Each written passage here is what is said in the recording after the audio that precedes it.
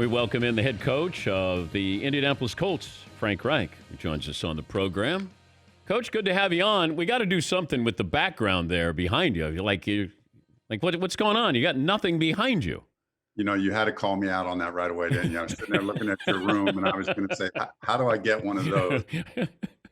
You got nothing. You look like you're in you're like a hospital room or something. I'm worried about you.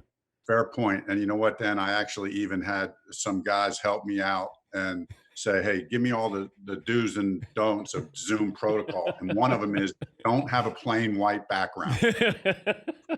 Well, mission accomplished. You did well. You didn't listen to them. If we had a throwing contest of head coaches right now, how do you think you'd fare? I think I'd fare pretty well.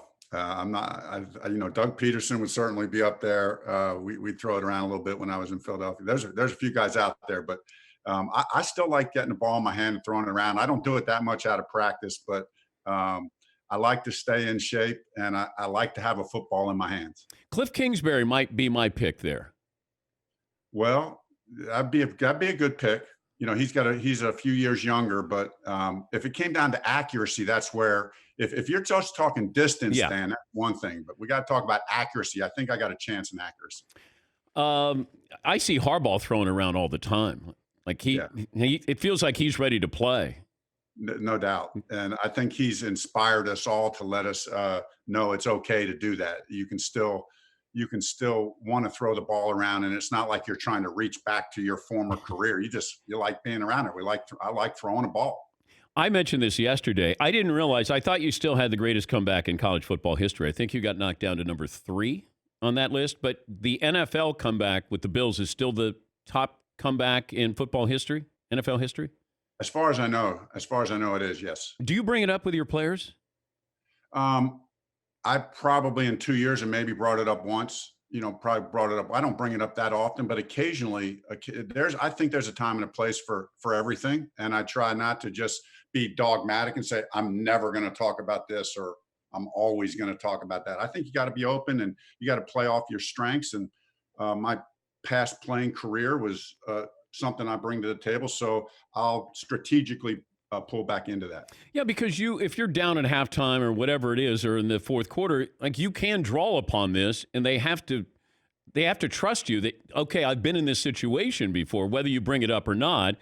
I mean, just that confidence level of saying we can do this, because you were down by over 30 points in those games in college and the NFL and ended up winning those. So I think that there would be a time and a place to bring that up to your team. Maybe Phillip Rivers doesn't need that, but Jacoby Brissett probably could have used something like that.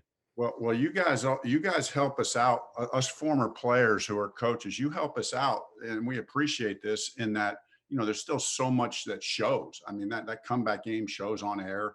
It's talked about. It's brought up in all the sports talk stuff. So, and our players they're hearing all this stuff. So it actually gives you opportunity to bring up some of those things. Where do you keep your Super Bowl ring from the Eagles? It's in it's in a safe deposit box. Have you brought it out to show the players? I have not. We talk about, it's an interesting question, Dan, and I have Coach Peterson was gracious enough to get all the coaching staff a replica Lombardi trophy. And one of the things that I've talked to our players about is, man, the ring is awesome. It's awesome to hold that trophy, to kiss the trophy, take pictures with the trophy. But in my experience,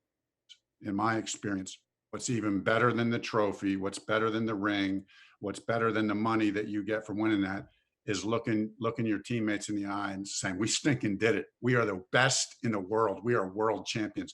That's a shield that you wear the rest of your life.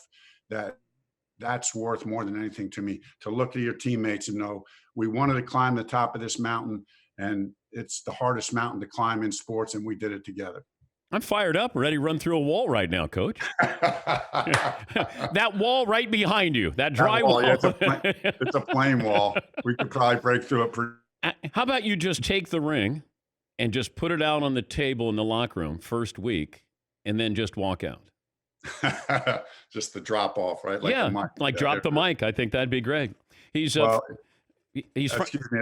It was hard for me to want to bring out the one ring I had when I had Adam Vinatieri sitting in there, and he's got like 10 of them. he's Frank Reich, the Colts head coach, joining us. Is Adam still playing? He's rehabbing, and then we're in a wait and see mode. Okay. We're waiting to see how the rehab goes, see where it's all at. But yeah, we're in that wait and see mode. Are you still a pastor? Yeah, I'm still ordained. I still am ordained, and still I will officiate a wedding here and there. In fact, I'm officiating a wedding this summer of one of our coaches, one of our young coaches who we've become very close. So I still enjoying. I probably do officiate one wedding every 2 or 3 years. I really enjoy doing that. It's a lot of fun. What if one of your players asked you? I would absolutely do it. I would absolutely do it. What's the charge on that, though, Coach? No charge. Oh, no charge. Actually, I shouldn't say that. Actually, I hope you wouldn't mind me saying this, but when Andrew got married, I didn't officiate the wedding, but I had to, because he got married out of the country, Chris Ballard and I actually served as witnesses, and I had to sign a document here back in the States. It had to be signed by an ordained minister, and I signed that document. So that's a real privilege. Do you think Andrew would want to be a coach, assistant coach? Andrew Luck, we're talking about. Yeah, that's a fair question. I mean, obviously, you'd have to ask him. I mean, just the time I've spent with him, I don't know. I don't know the answer to that question. He's a unique guy, and I love him. I really got very close with him. Still close to him to this day. We still talk. Obviously, even though he's retired, but he's going to be great at whatever he does next. Did you try to talk him out of that decision? No, that's a decision. No, not even thought, never even crossed my mind. I know that would be foolish to try to do that. That's a decision that's got to come from here. And, any attempts to do that would be vain conceit by me to think that I could actually do that. Yeah. That would be foolish, I think.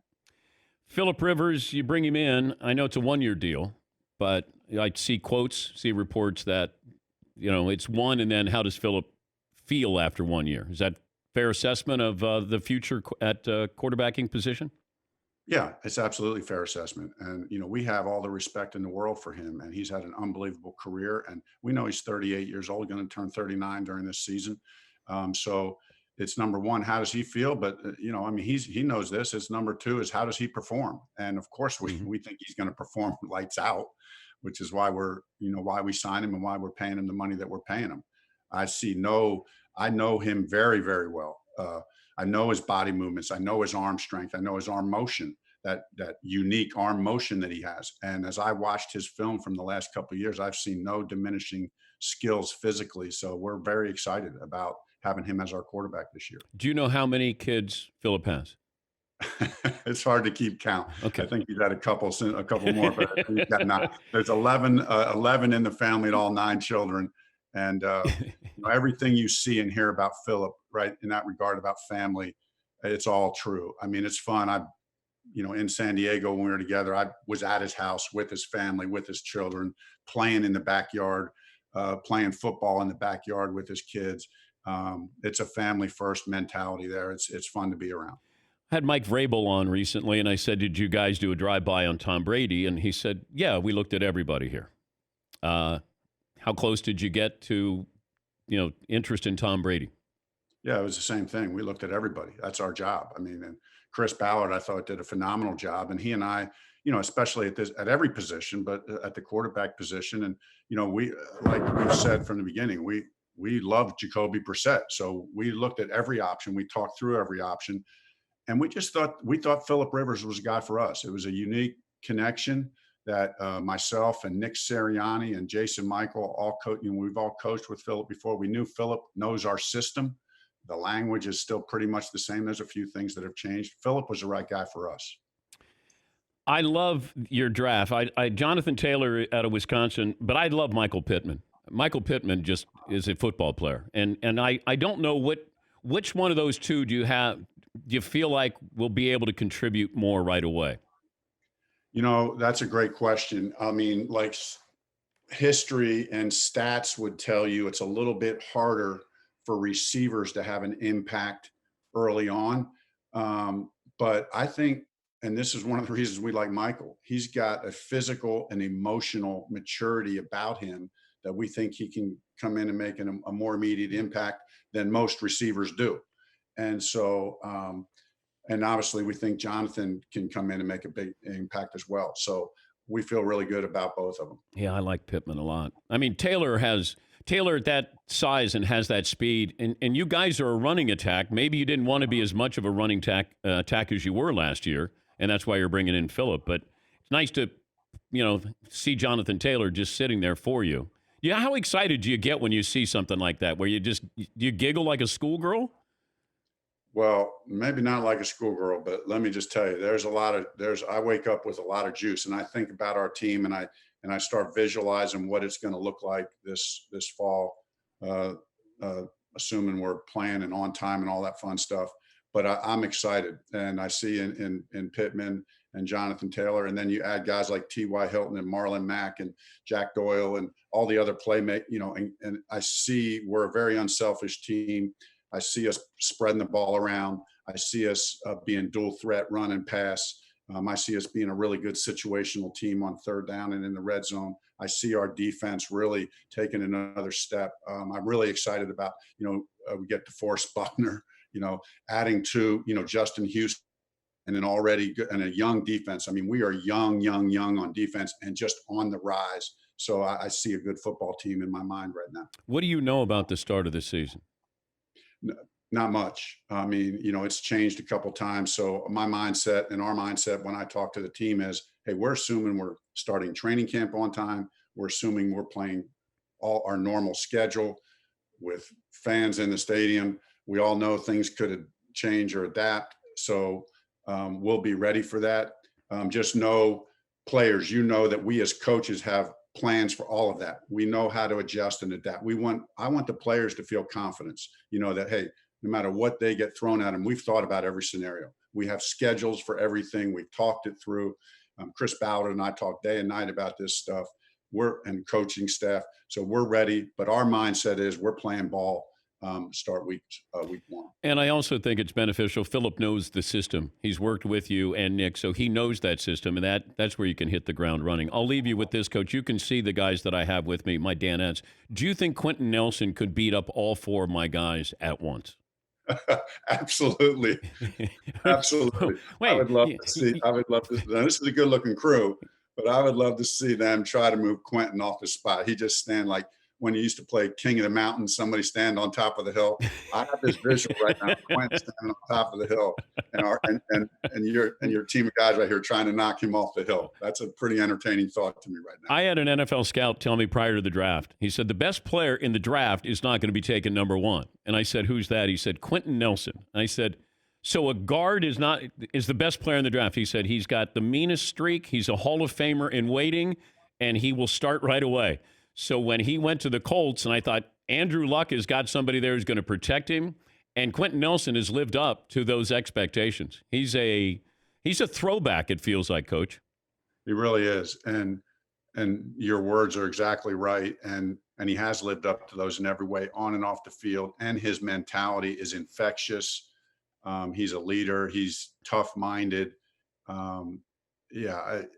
How can that be? That who would have ever thought that we could be saying that about a guard? I know. He's really one of these generational players that we're very fortunate to have. All right, work on the backdrop there, okay? You look like you're being held hostage there. I appreciate it. Well, I was just doing this so you would ask me back again so I could show you that I would make an improvement the next time. Put like a Maryland banner up there or something, Coach. Something. Have your kids scribble on the walls or something. I don't know. Man, I'm worried about you. Appreciate it. Thank you, Coach. All right. That's Frank Reich, Colts head coach.